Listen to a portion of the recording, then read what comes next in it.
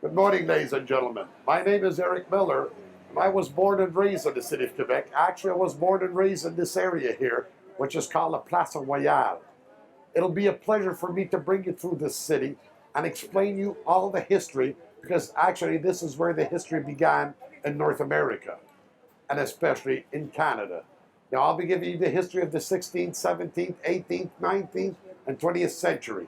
I'll be explaining to you how it was before, how it is today, and how it changed since I was young. So it'll be a pleasure for me to bring you through this city and give you all our beautiful history. The word Quebec is the Amerindian word, or First Nations word, which means narrowing. Therefore, the city of Quebec and the city of Lévis on the other side is the narrowest spot on the St. Lawrence River. If we would leave the Atlantic Ocean and go up to the Great Lakes, it would give us 2,400 kilometers, or for people our age, 1,500 miles, and the narrowest spot is right here. So to conquer the main entrance, you have to conquer Quebec. That's why if you go back to 1629, the English Kirk brothers took over the colony from the French, but the British gave it back to the French in 1633. Then the British tried to reconquer in 1690. That was General Phipps. He did not succeed. 1711, Admiral Walker. He did not succeed. Finally, they succeeded on the 13th of September, 1759, and that was General Wolfe against the French General Montcalm, and that occurred on the Battlefields Park right here. 1 year later, the city in front of the city of Quebec is the city of Lévis, or Levis, L-E-V-I-S. He was a French general that tried to reconquer for the French. He did not succeed, and the last major battle which occurred here was against the American colonists. That was Benedict Arnold and General Montgomery, and that occurred on the 31st of December, 1775. And of course, they did not take over the colony either. And they had to attack on the 31st because the contract with their soldiers was ending the 1st of January. So that's your 6 major battles which occurred in the city. Now, I'm bringing you up to the highest point. If you want to take pictures from the highest point, this is the place right here. And you'll be able to see some mountains to the north of the city. They are the Laurentian Mountains. And if you look to the south and you see mountains to the south, they are the Appalachian Mountains. In other words, if we go south from here, Quebec, we'd end up in Maine. If you go south from Montreal, you end up in Vermont. There's a sign. There's a sign right there. On that sign, what's written on that sign was written by French Catholic priests. In the French history, don't look for any English, there's none, because it was written by French Catholic priests. And they say they call this the Plains of Abraham because Abraham Martin was a pilot on a King of France ship, if you go back to 1629, and the King of France gave him 32 acres of land, which went from the outskirts of this park to Abraham Hill, just below the Hilton Hotel. And they say he was the first person to bring his animals to feed up here. So that's why they called it the Heights or the Plains of Abraham. That's in your French history books. Now in your English history books, they say they called it the Plains of Abraham or the Heights of Abraham to give it a more biblical name to satisfy the French Catholics in the city. Now choose the history you want. I'm going to stick to the English history.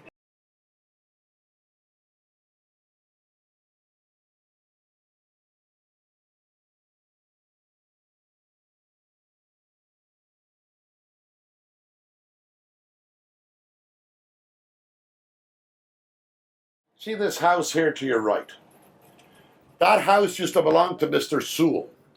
Mr. Sewell was a loyalist that came back from Boston by the end of the 18th century because he wanted to stay loyal to the British rule.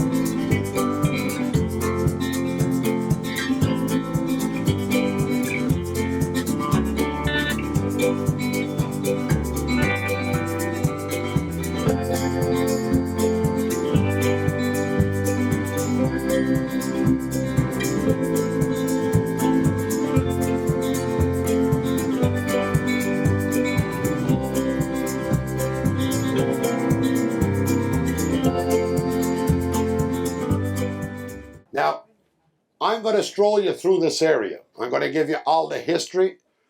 If you go back to the 17th century, up to date, and I'll explain you how it was when I was young and how it's changed and all that.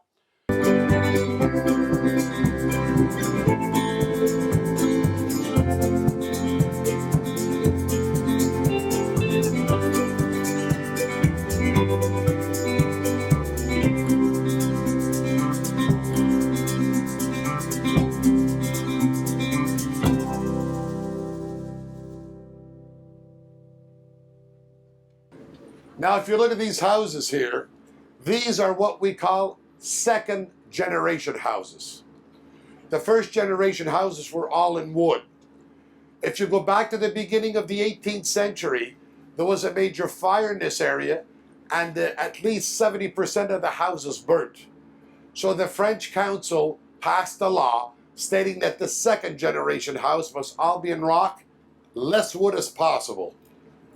You weren't allowed to have any shutters or galleries back then. Today we're allowed, so we put them in. And you weren't allowed to have any more wooden roofs like you see up here. We still have wooden roofs in this area.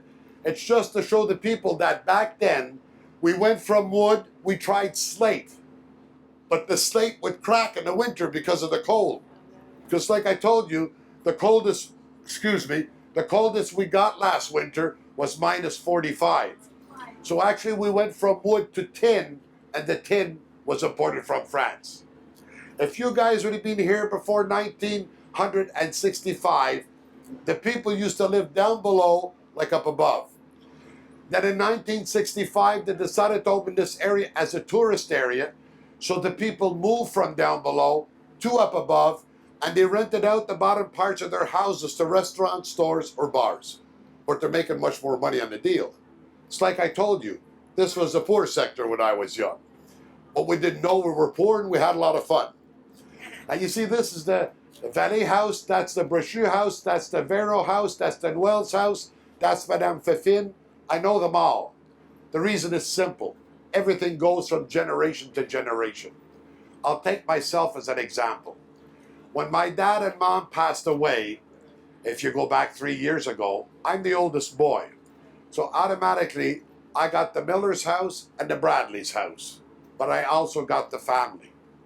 I got to make sure my 4 old aunts and my old uncle that are still living never miss anything. My children plus my grandchildren. And in the family house, the Miller's house that we've had since 1837, I got 3 apartments. I got 2 sisters, they each have an apartment. The 3rd apartment is all furnished. I never rent that out. That's in case somebody in my family has problems. We shall bring them there. We shall take care of them up until they're back on their feet and out on their own. But I'm not the only one. It's the style of living in the area. You remember I told you I went to French elementary school? See that yellow building right there? That was my French elementary school. My schoolyard was right out there in that little street. And I can tell you when the Grey Nun was out there, the boys were on one side and the girls on the other. Yes, but when we got to 14, 15 years old, we didn't bother about the nuns anymore. And there's a little pathway that leads from here to the main street. And when I was that age, you had a wooden door at each end. So that's where we go with our girlfriends. Of course, we close the wooden door, so if the mommies came one way, we'd exit the other way, or vice versa. Oh, by the way, when we go through there, if anybody's tall there, watch a coconut. You must remember the first French that arrived here were 5 feet, and at 5 feet 2, they were tall. So everything is low. So I'll bring you through my lover's lane.